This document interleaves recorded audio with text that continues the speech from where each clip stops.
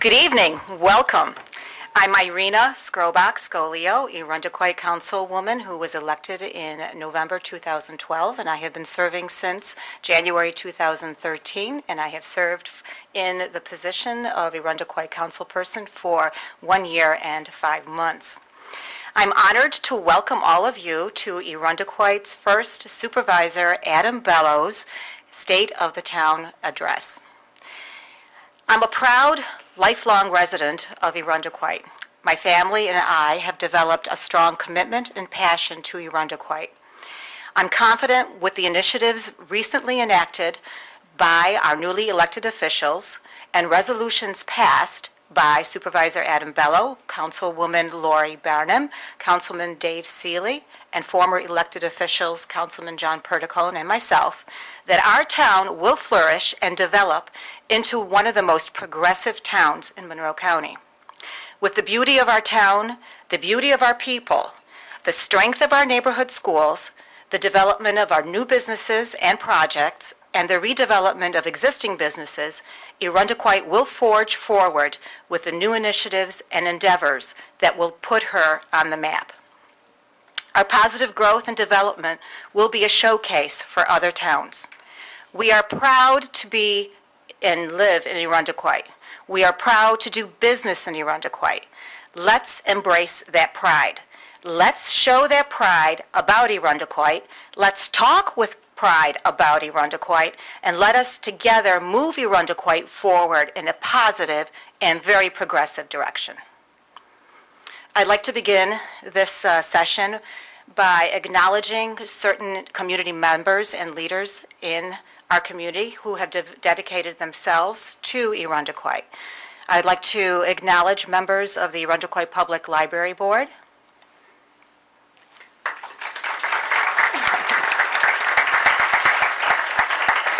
I'd like to acknowledge the Friends of the Irondequoit Public Library.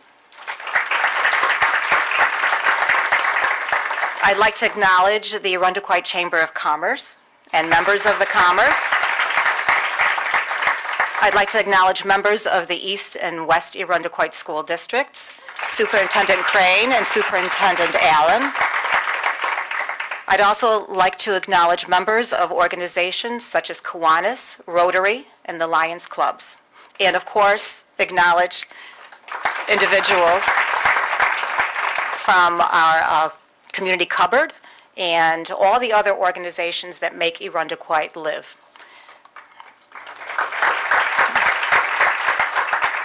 First of all, I'd like to ask that our Irondequoit Girl Scout leader, Julia Hill, and Girl Scout Troop 60052 step up and lead us in the Pledge of Allegiance.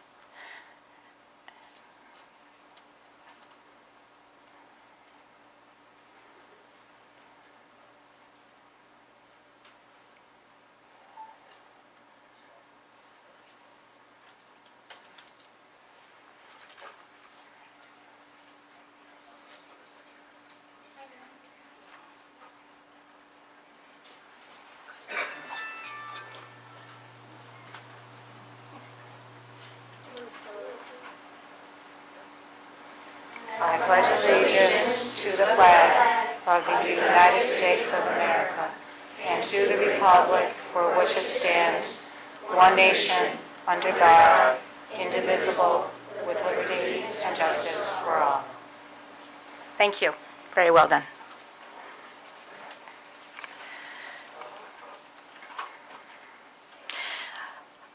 I really feel truly honored that we are all here tonight for the first annual State of the Town Address. It's a privilege and an honor to serve with the Supervisor Adam Bello and the entire Town Council. The energy, the dedication, the excitement that I have felt since this new administration has come on board has been superb. It's invigorating, and I know that we're going to be having quite a bit of passion to work for our Irondequoit citizens. With this new administration, I'm extremely confident that the town of Irondequoit is in good hands and is on its way to being one of the top-notch towns in our county. Under the guidance of Supervisor Bello, the town has reorganized its departments and has transformed its approach to doing business in Arundequoit. I'm excited, and I look forward to working with everybody, my colleagues on the town, the supervisor, as well as the dedicated, experienced staff that have been hired, and the staff that has always been and existed here in Arundequoit. We have many new initiatives ahead of ourselves, and we will prove ourselves to have reached those goals that we have started. I know Arundequoit has a bright future as we continue to develop relationships with our partner organizations in the community, and also developing new partnerships outside of our community. At this time, I'm pleased to introduce to you a very good leader in our community. He represents the Chamber of Commerce, and he is strengthening business opportunities in our area, as well as he's dedicated and committed himself to expanding businesses and relationship building in our Arundequoit. I'd like to introduce you to Mr. Fred Squicciarini.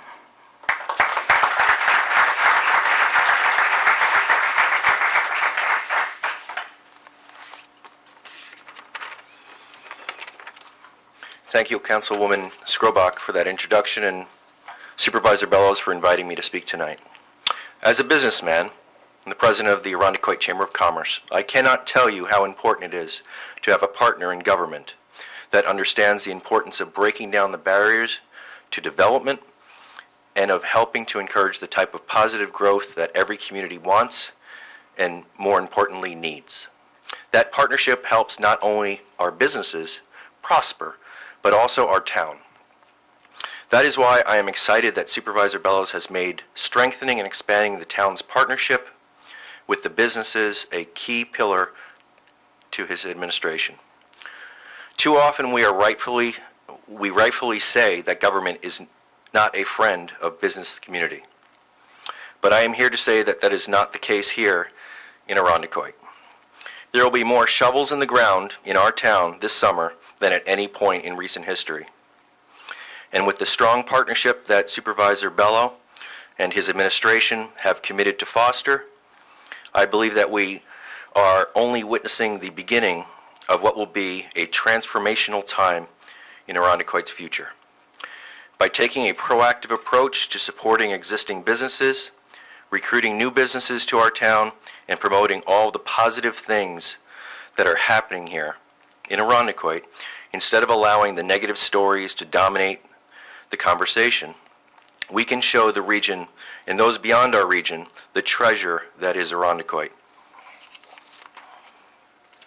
The new focus of the Arundequoit Chamber of Commerce is simple: to promote Arundequoit electronically through our Facebook page, our website, and our e-newsletter, and physically out in the community at our monthly meetings, business after-hour get-togethers, our featured Business of the Month, our scholarship luncheons and award ceremonies, and the many special events we plan in our community throughout the year. We celebrate the best of Arundequoit. Working together with the town, we will only strengthen this work and get the word out that Arundequoit is not only a place worth living, but a place worth celebrating. So as we embark on this journey together, a new administration with a fresh outlook and a new attitude, I can say that I am very optimistic for our town's future and excited to work with our new partners in government. So, without further delay, it is my pleasure to bring Supervisor Adam Bello to the podium.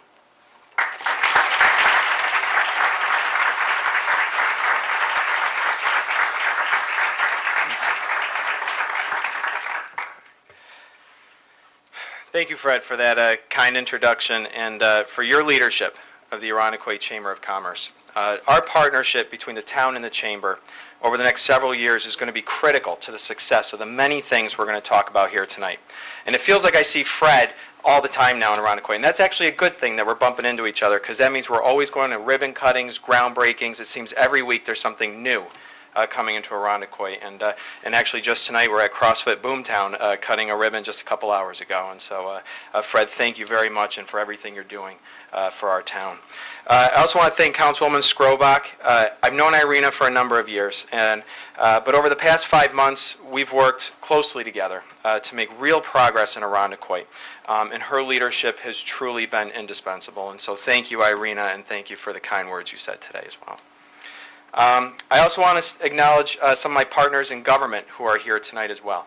We have Councilman and Deputy Supervisor John Perticone is here. Welcome, John. And my other partner on the Town Council, Councilwoman Lori Barnum, is here.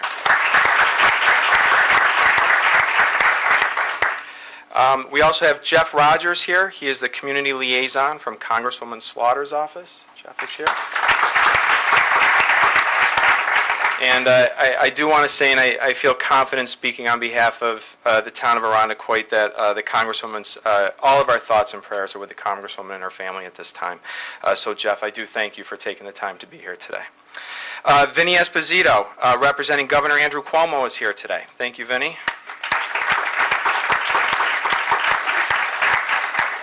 We also have Kristen Anderson from Majority Leader Morelli's office. She's here today.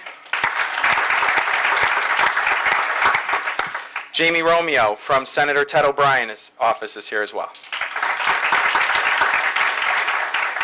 Our county legislator, Joe Carbone, is joining us tonight.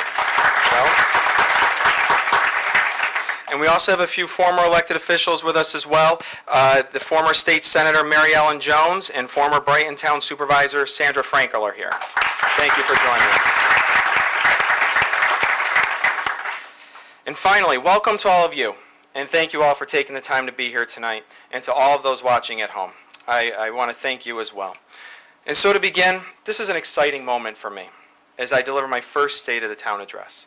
And it's all the more exciting and gratifying because I'm able to say, without exaggeration, that the state of Irondequoit is strong and it's getting even stronger. I think that's a message that bears repeating, not only on this occasion, but again throughout our community, where sometimes the bad news has grabbed the spotlight in the headlines, where the disagreements that pull us apart get more attention than the goals that should bring us together. Our problems haven't all magically disappeared, and even the ones we've solved will eventually be replaced by new ones. That's not just the nature of town government, that's life. But it's important every once in a while to stop and take measure of where we started, how far we've come, and the real opportunities that lie ahead. And before I continue, I also didn't recognize our other county legislator, Joe Morelli Jr., who's here. So otherwise, Joe, I would have stared at you all night and wondered why I didn't recognize you, so I had to stop. But that's what tonight is all about. Looking back and looking ahead, measuring the promises that we've made. And I feel pretty fortunate because for a change, the good news is front and center. That's good for the people of Irondequoit. Tonight, I get to talk about a new library rising right here on the Town Hall campus. Tonight, I get to talk about real action at Medley Center. Tonight, I get to talk about the rewriting of the town codes and a reorganization of town departments that will make Town Hall more responsive to the people and a better partner in our efforts to bring new businesses and growth to Irondequoit. Tonight, I get to talk about new construction taking place at a pace that we haven't seen in a generation. Tonight, I'll talk about completing the comprehensive plan to guide future development and growth.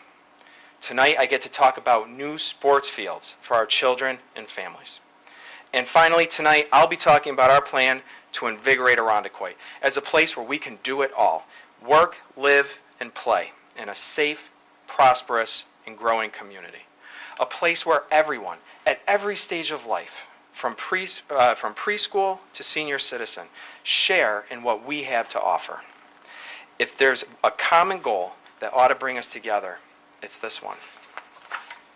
Invigorating Irondequoit means gathering our strengths, acknowledging our challenges, and recognizing that we can honor the past without living in it. It also means realizing that we can best uphold our legacy as a community by always moving forward. That's what our forebears did, and that's what we have to do today. This sense of community is part of what makes Irondequoit so great. And that is why earlier this month, we began our Invigorate Irondequoit campaign. On a sunny Saturday morning in May, when most people would be out running errands, attending their children's sports practices and games, or simply resting after a busy week of work, we had over 100 people planting flowers, spreading mulch, painting signs and fences, building new horseshoe pits. Invigorate Irondequoit, though, was more than about making Irondequoit look great. It came about because of the desire of our fellow citizens to invest their own time and energy in our community. When we finished, we had spread 100 yards of mulch. That's 12 and a half dump truck fulls. We collected over 6,000 pounds of debris. Could you imagine that? 6,000 pounds of debris. Planted more than 200 plants and flowers, and spread 20 gallons of paint. And then, after we did all that work, we gathered on the front lawn of Town Hall for a celebration. And I can't tell you how energized I was. We saw families, young and old alike, sharing each other's company. Kids playing impromptu games of soccer. Friends and neighbors sharing each other's company. And old friends reconnecting. This is what Irondequoit is all about. And this is why we're so invested in our community. Invigorate Irondequoit is not just an event to plant flowers. It's a new way of thinking, it's a new way of acting, and this is the future of Irondequoit.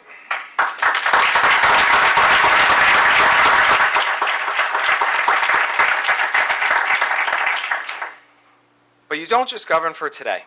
You govern for tomorrow too. You do this because you know that at some point, 2 years from now or 20, your administration will come to an end. But the things you do will have a lasting impact for years and even decades. And that's why we need to keep pushing forward, even if sometimes the wind doesn't seem to be at our back. A year ago, for instance, we were still in the aftermath of the first library referendum.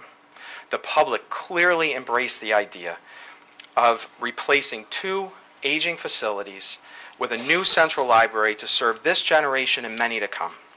But as we all know, that didn't end the conversation or the controversy. It was another moment when Irondequoit seemed to be defined by breakdown rather than breakthrough, where prolonged debates over process mattered more than the will of the people. That was April 2013. In April 2014, I had the great honor of overseeing the groundbreaking for our new library right here on the Town Hall campus.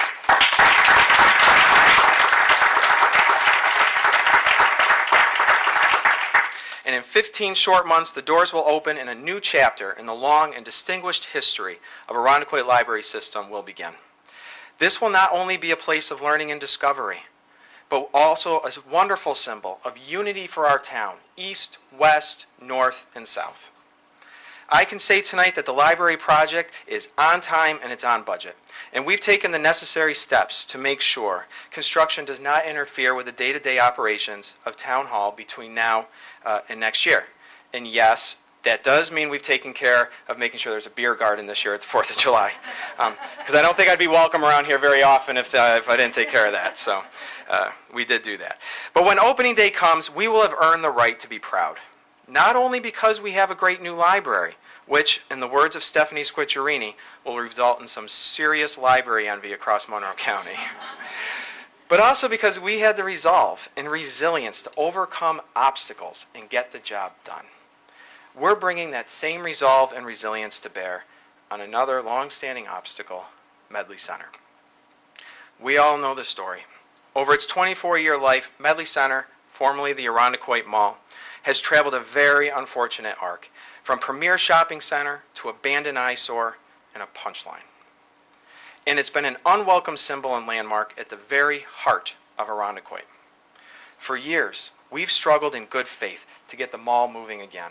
But in all honesty, we have not been met with good faith in return. Time and again, we have been promised new investments were on the way, that the property would be maintained according to the town code, that pilot payments would be made, that obligations to taxpayers would be fulfilled. It hasn't happened, and our patience has simply run out. That's why we're ending the pilot agreement that granted Medley Center tax relief and why Medley Center was fined $100,000 for code violations.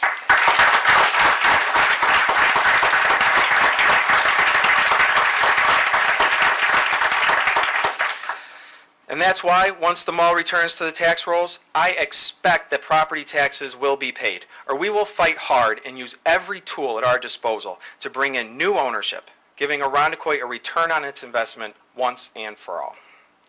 What the final outcome for the mall will be remains uncertain, but one thing is crystal clear. Irondequoit taxpayers will no longer foot the bill for a mall owner who acts as though the rules do not apply to him, because they do.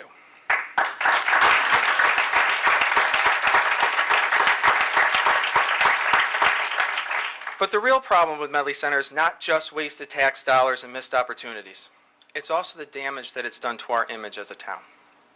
I can't tell you how many times I've logged onto Facebook and seen friends commenting on yet more bad news from Medley, or run into residents at Wegmans who only want to know what's new, what's going on at the mall. We have made progress, and while the progress we've made is good, Medley Center cannot and will not continue to define Irondequoit. There are simply too many good stories coming out of our town to allow one bad actor to hijack our agenda. The I-Square project reminds us that Medley Center is the exception, not the rule. It's also the perfect example where government can work with private enterprise to create jobs and invigorate a struggling economy. In I-Square, we have a developer from Irondequoit working with taxpayers, honoring their commitments. It seems like it was just yesterday that I-Square broke ground and started the long process of redeveloping the Titus-Hudson corridor. And I think I'm going to make some news here tonight, because in just a couple short months, the first building will open its doors and the market at I-Square will open to the public. The market will feature ice cream, the Market Grill, Pasta Casina, and many, many, many other offerings.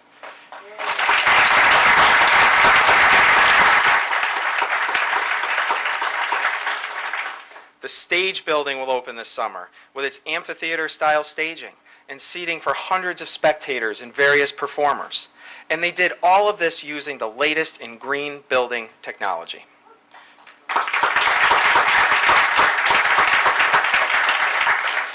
Mike and Wendy Nolan are here, and I want to thank them for the investment that they are making in the future of Irondequoit.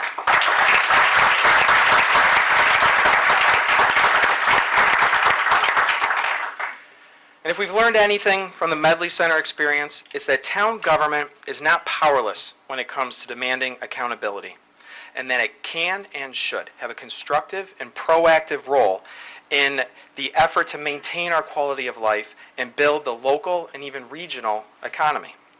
So a big part of our Invigorate Irondequoit initiative has to do with making sure we play our part as effectively and efficiently as possible.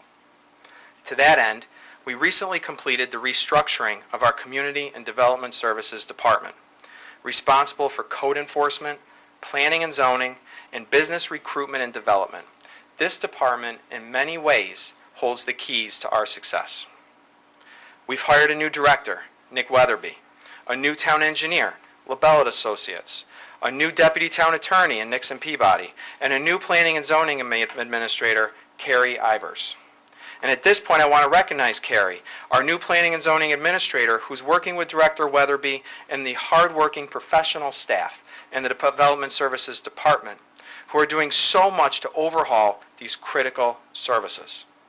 It's great to have Carrie with us as we take the next step in completing a comprehensive master plan for Irondequoit's future. The first such plan we've adopted since 1985. That's right. I said 1985. You know what else happened in 1985? Back to the Future was a hit movie. Ronald Reagan was president, and that's me. I was 5. And I tell you what,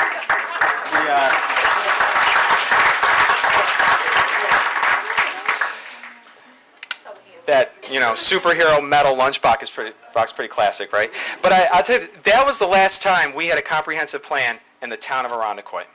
And I think it's fair to say a lot has changed since then. We need a coherent vision for what comes next. We need to have a clearly defined destination as a community and make sure we have policies and programs in place to take us in the right direction. We've lacked a comprehensive plan, perhaps, because sometimes planning is confused with inaction, and sometimes because the pressing needs of the moment make it harder to stop, look, and listen as we should. But let me be the first to say, we don't want to get bogged down in analysis paralysis. But planning is an indispensable part of any action we may take. And in this conviction, I'm supported by two great American thinkers, Give me 6 hours to chop down a tree, and I'll spend the first 4 sharpening the axe, said President Lincoln. And who could argue with the great Yogi Berra when he observed that if you don't know where you're going, you'll end up someplace else. Well, with the completion of a comprehensive plan, we will know where we're going, and we will send the right message to taxpayers and prospective businesses. As that suggests, the comprehensive plan will be essential to our economic development strategies. It will help us identify our assets so that we can better market Irondequoit as a place to do business. In the coming months, we're working with our partners at the Irondequoit Chamber of Commerce. We are going to roll out a new, proactive marketing strategy to seek out new businesses and new opportunities.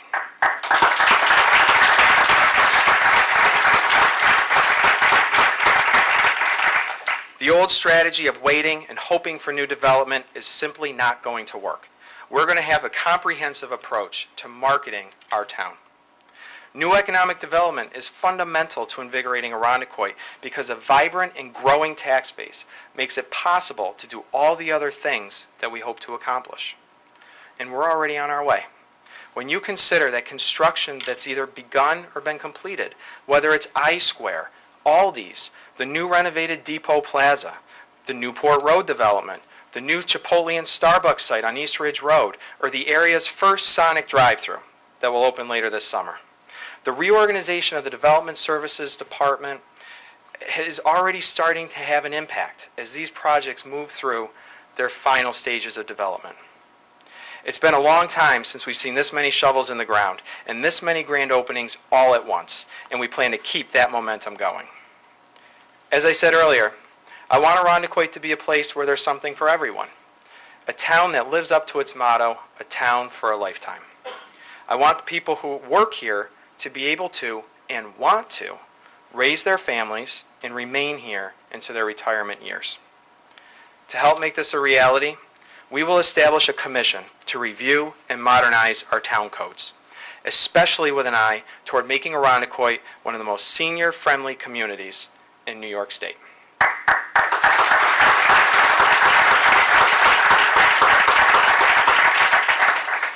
Irondequoit should be a place where we can raise our families and live out our golden years in our homes, in the same community as our children and our grandchildren.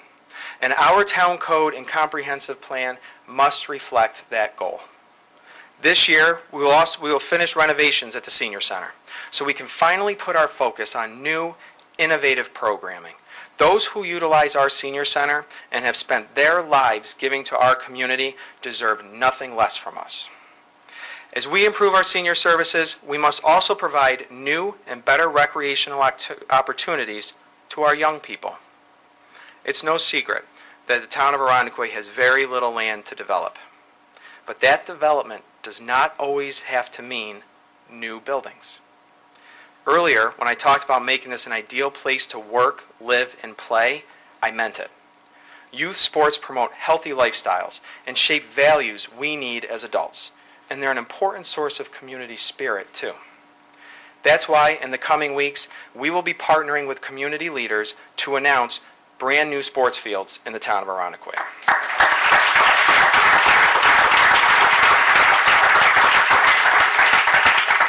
In addition, our Department of Parks and Recreation has expanded its role in offering programs for our young children from birth right through high school. From 2012 through this upcoming summer, our program offerings have increased by 200%. You heard that right, 200%.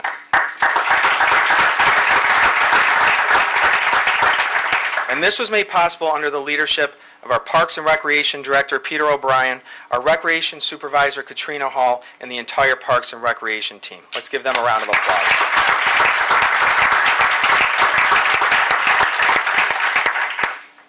And we're going to keep that momentum going, finding every new way to enhance the services offered to our young people.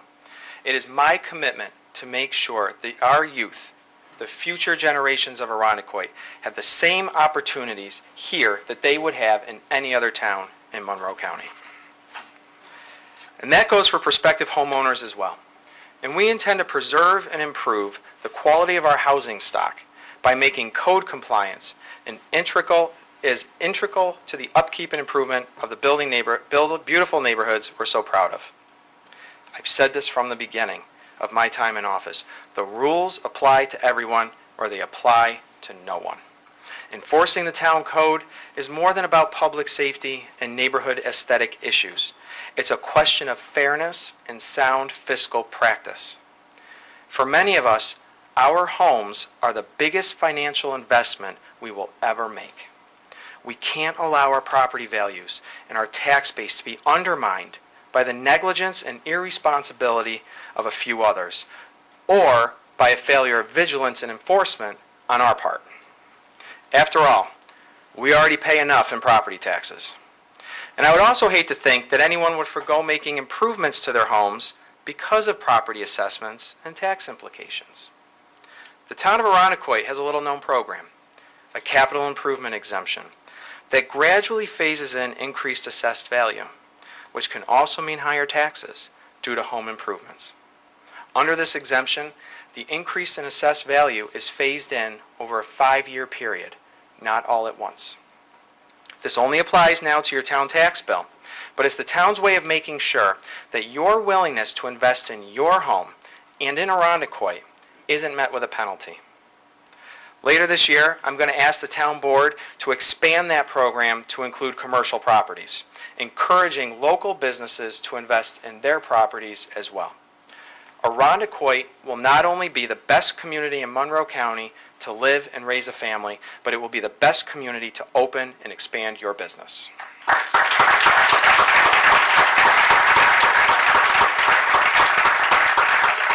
And a key to creating the right environment for the private sector is making sure that the public sector keeps its financial house in order as well. Irondequoit has had more than its share of financial trials, but this administration is committed to maintaining a healthy reserve fund balance and ensuring that for every tax dollar spent, there's at least $1's worth of value returned to the community. We will spend when necessary, save when we can, and fight to reduce a property tax burden which we all agree is simply too great. Invigorating Irondequoit means investing wisely. Finding that balance, though, isn't always easy. As I've learned early on, sometimes there's obstacles you can't predict or steer around. As an example, I'll give you this past winter, one of the toughest in recent memory, and one that put a significant strain on our public works budget. It also put a great deal of pressure on some people who are here with us tonight, and before I finish tonight, I'm going to take a moment to thank them for a job very well done. When a blizzard hits, most of us get off the road and go inside to get warm. These folks, they get behind a wheel and head right into the storm. You know the weather's bad when the Weather Channel not only mentions Rochester, New York, but has Mike Seidel broadcasting live from Seabreeze. Usually, you're the city you don't see on these maps, but thanks to the polar vortex and Winter Storm Vulcan, we had a few minutes of unwanted fame, and I was on national TV. But through it all, our Department of Public Works kept the roads clear. In fact, our schools were among the very few that opened the day after Vulcan hit. To the children of Irondequoit who are hoping for a snow day, I'm sorry. But what can I say? We have a great DPW team, led by Commissioner Patrick Meredith, Deputy Commissioner Bob Kiley, Ann Doler, and all of the men and women who work tirelessly on our behalf.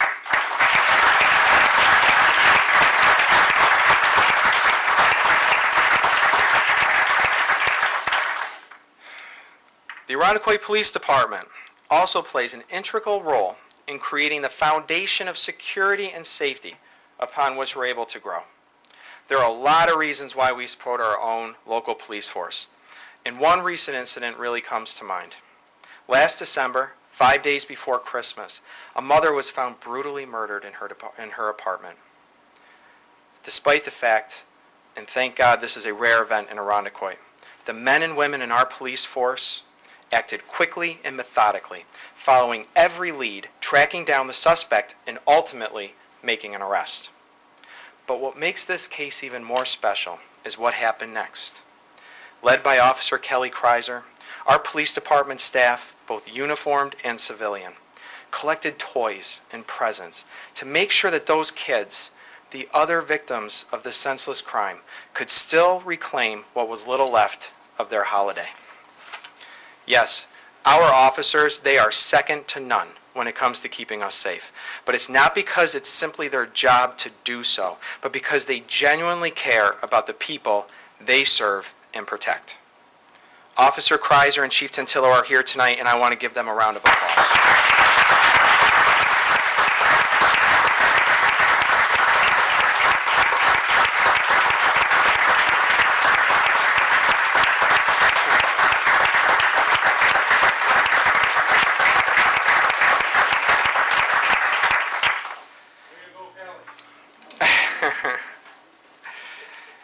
And we have over 300 full-time, part-time, and seasonal employees in Irondequoit, doing the work of a staff twice that size, in a town larger than many cities across New York State. And I'm not always able to speak to each and every member of the staff every day. So before I close, I do have something I want to say to the staff, not as their supervisor, but as a resident and a taxpayer. Thank you. Thank you for playing your part in making Irondequoit the town I've known and loved my entire life. Thank you so much for everything you do.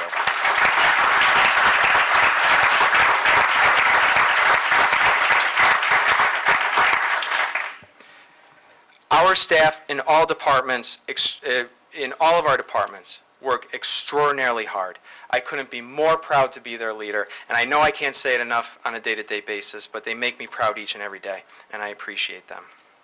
And they're all part of such a great team, serving a great town that has so much to look forward to.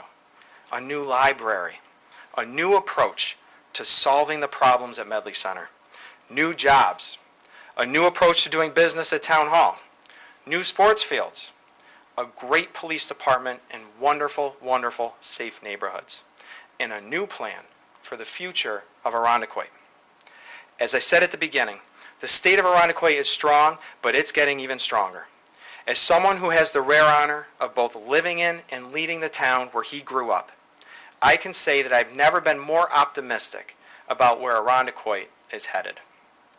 And I hope you share my optimism and will always feel free to share your thoughts with me as we begin this journey, because I can't do it without you, the people of Irondequoit. Thank you.